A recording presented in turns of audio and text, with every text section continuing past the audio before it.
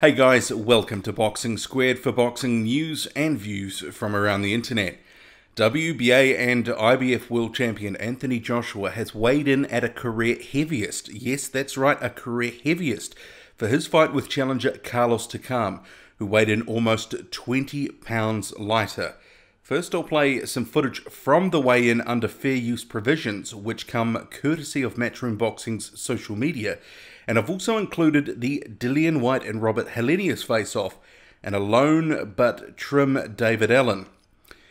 I'll then come to a few thoughts, because I've got to say, I'm a little shocked Joshua has come in so heavy. But here are the clips. Principality Stadium, Cardiff, Wales, for the Heavyweight World Championship.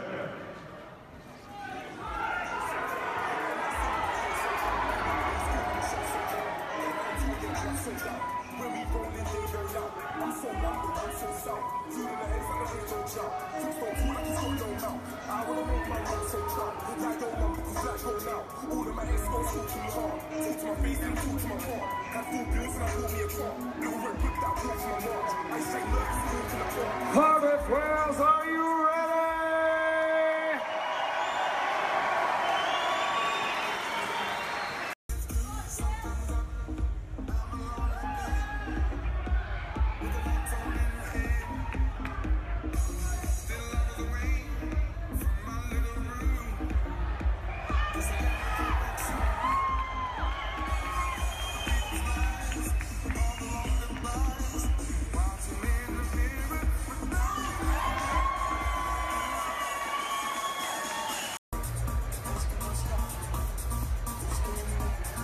So just to reconfirm the weight, Anthony Joshua has weighed in at a career heaviest 254 pounds.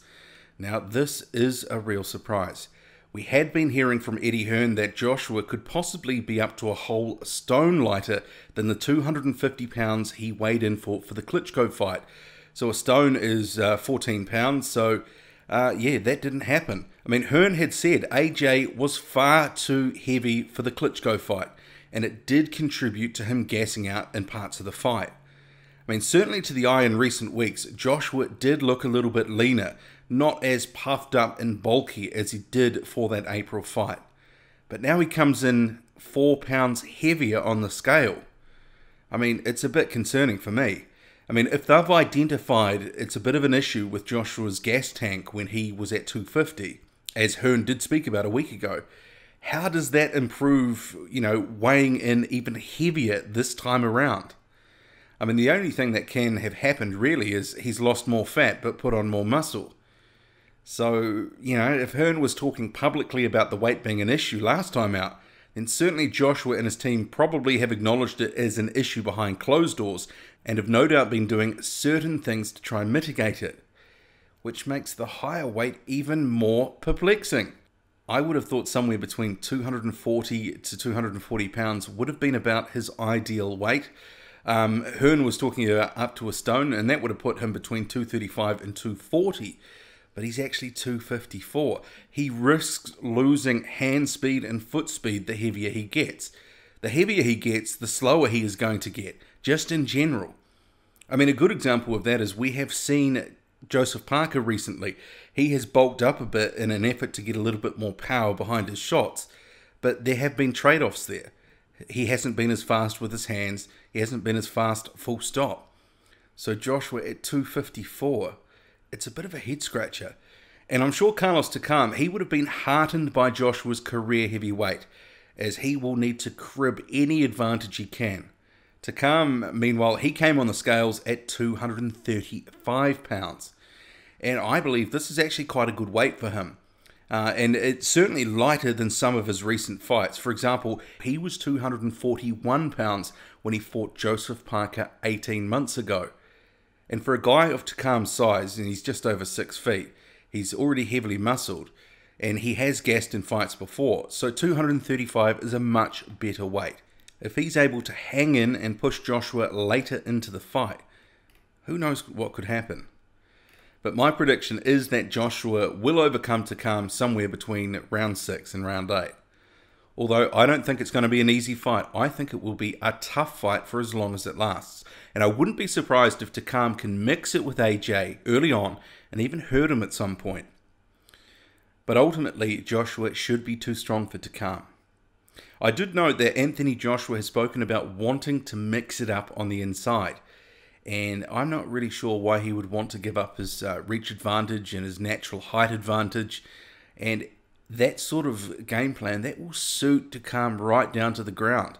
You know, if AJ is right up on him, that's where Takam will want him to be. He is a good inside fighter. So hopefully that's just a bit of bluster from AJ. Dillian Whyte and Robert Helenius. So they both tipped the scales at 248 pounds. Which for both men, I think it's a pretty decent weight actually. I mean, Whyte, you may recall, he fought Malcolm Tan in August, and for that fight, he was 260 pounds. So he's obviously been grafting away hard in the gym and putting in the hours. I mean, we've seen, you know, post upon post on social media of him working out or recovering from training sessions, and clearly it's just not for show. He's actually been putting in that work. For me, it's a really interesting style matchup. Helenius is the bigger man at almost 6'7", and with Whyte about 3 inches shorter. I'll be interested to see if the Finn, if he decides to keep it long and use his natural advantages. Because really, that's what he should be doing. And he can punch. He has power. He's shown that before. But he's also shown that his gas tank is not the best. And his hands can be prone to dropping lower and lower as fights wear on.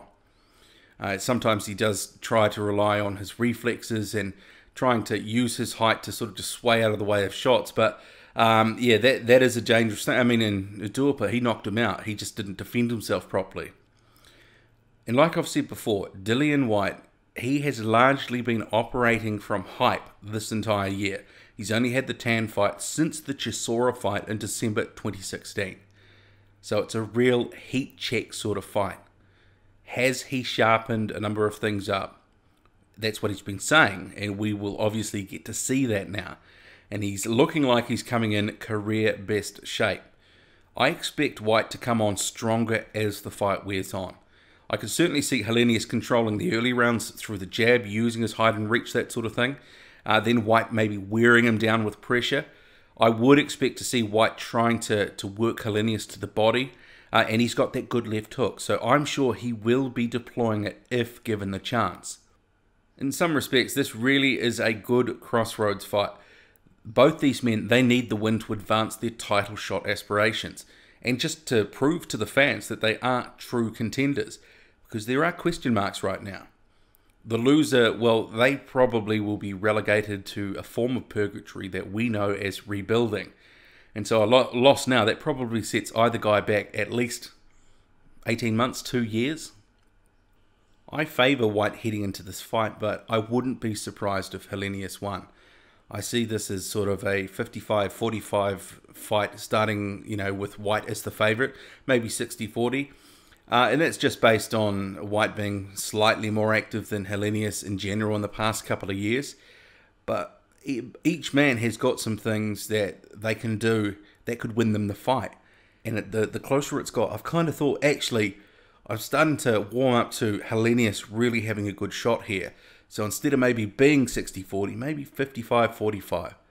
We just don't know. I mean, we don't know what version of Dillian Whyte will turn up, because it basically has been almost a whole year since he's had a real fight. And he said he's improved, but we haven't got any evidence to really know if that's true or not. But a dominant performance for Whyte, if he can get that win, it will get him closer to making a fight with Deontay Wilder. Because say he goes in and rocks Helenius, blasts them out of there in 2, 3, 4 rounds, or whatever, something, just a dominant performance. Fans will really be calling for that WBC title fight with Deontay Wilder. Or at least a lot of fans will say he deserves the #1 spot.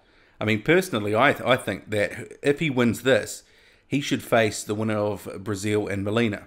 I think there should be another title eliminator to get to earn that mandatory spot. I mean, I would hate to see either Whyte or Brazil just win off basically just one fight. It'd be good to see them get in the ring together next. But we'll have to see. I mean, maybe Deontay Wilder will warm up to the fight if White performs well. But also we've got the other scenario where Eddie Hearn might just decide, well, he will put a 2-fight contract in place to get White a shot in February and then Wilder a shot at AJ, provided he beats White in February, and that shot at AJ would be next. He has spoken about that. It'll be interesting though. Dave Allen, meanwhile, so at the weigh-in, he weighed in at 237 pounds. So he will be fighting a late replacement in the form of Scott Saward, who was 3-0. I don't know a terrible lot about him, just that he's been drafted in the last minute after Lenroy Thomas pulled out. So that fight has been rescheduled for the David Haye Tony Bellew undercard in December. But in terms of Dave Allen's weight, 237 pounds, that is more than 20 pounds lighter than Allen weighed in for the Luis Ortiz fight a year ago. And a couple of weeks ago, I did a little comparison, put it up on Twitter, and it was in a video as well. I mean, have a look at the transformation between those two fights. It really is, and here is the weigh-in photo. It's night and day since the Ortiz fight. In some respects, Allen, he needs to take things seriously. He's already got 3 losses under his belt. He's been fighting on these big cards, but hasn't really been performing. I mean, he lost to Thomas last time out. He's got the gift of the gab. He's an entertaining guy. But at some point, you know, the actual work, his work in the ring, has to justify his place on these cards. So it's a shame that Thomas pulled out, but he really just needs a spectacular knockout or stoppage of some fashion to justify staying on these cards. I mean, we hear all these things about how talented Dave Allen is, and he's a really good sparring partner, but he hasn't been able to sort of translate it to the ring. He needs to show that he's levels above this 3-0 opponent, Scott Saward, and just, you know, take care of him with minimal fuss. I mean, if anything, just to keep some momentum going. And then he's got a couple months of training ahead of that fight in December. But what do you make of all of this, the different weights here? So we have Helenius and White sort of clocking in at 248 each apiece. And Joshua, 254 pounds, a career heavy weight. Do you, like me, think that's actually a bit of a red flag? I don't see that as going to actually help him in any way. If he's already prone to getting gassed at 250, as we saw in the last fight, how is that actually going, the extra muscle, going to help him? Carlos Takam, on the other hand, he is a little bit lighter than he normally is.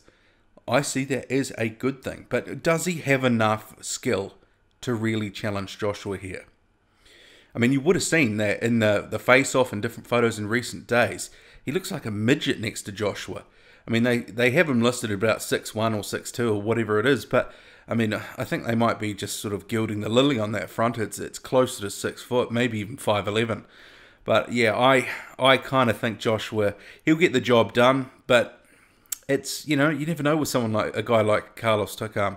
I did note that now Sky is now calling Takam the sort of boogeyman of the division. I wouldn't go that far, but certainly for a lot of the sort of contenders in the division, a lot of them have avoided him on the way up, simply because he is a bit of a handful. And, you know, they don't want to have a banana skin sort of fight and have to rebuild for 2 or 3 years. But we see too much of that in the division. There's just too many guys walking around with O's or only 1 loss on their record. And they're just not fighting talented guys who are, you know, of the same level. So we have no idea how good half these guys are. But it'll be interesting though, because if Takam can put on a decent performance, it probably makes Joseph Parker's win a little bit better. But conversely, on the other side of it, if Joshua blasts them out in the first round, the comparisons, they will be ruthless and savage of Joseph Parker, who 18 months ago was still a prospect on the way coming up. But yeah, regardless of whatever the result, the comparisons will come. But yeah, it'll be interesting to see what Takam can do in there. Because, you know, he's got some power, more than Pulev had, and he's in with the shot. But I would expect Joshua to get the job done. I would expect Allen to get the job done. And White Helenius, for me, it's almost feeling like a toss-up. I'm, you know, favouring White slightly, but, you know, who knows? It's heavyweight boxing. Drop a comment, hit like, hit subscribe. Follow me on Twitter, boxing_squared. That's boxing_squared. I'm out.